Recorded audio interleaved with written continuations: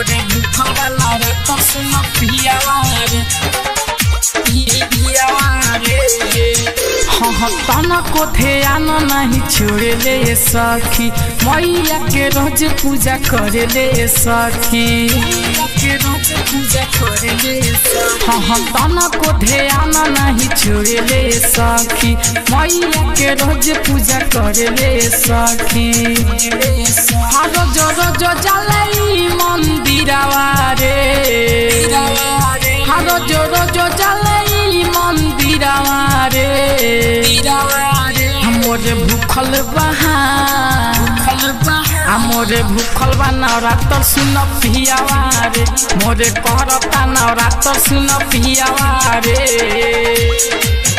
मोरे भूखल बा नवरात्र सुन पियावा रे मोरे करता नवरात्र सुन पियावा रे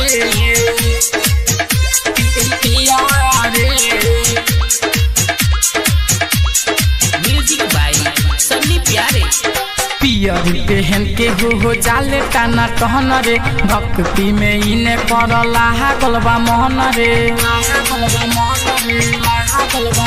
हाँ पियरी पहन के हो जाले टाना टहन रे भक्ति में इना करला गलबा मोहन रे।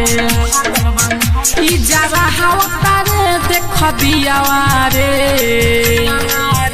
ई जरा हवा रे देख दियावा रे मोरे भूखल बहा मोरे भूखल बा नवरात्र सुन पियावा रे मोरे करता नवरात्र सुन पियावा रे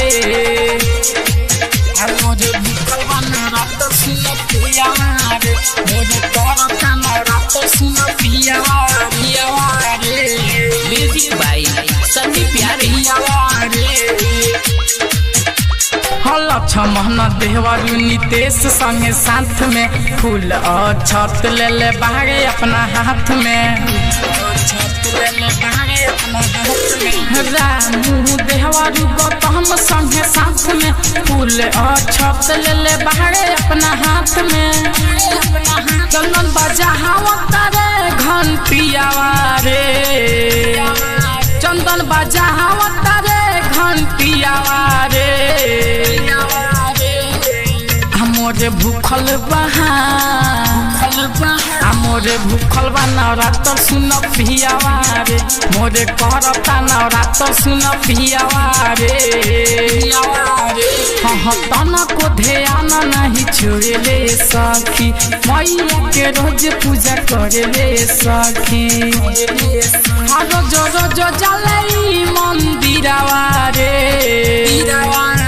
रोज रोज जले मंदिरवा रे मोरे भूखल बहा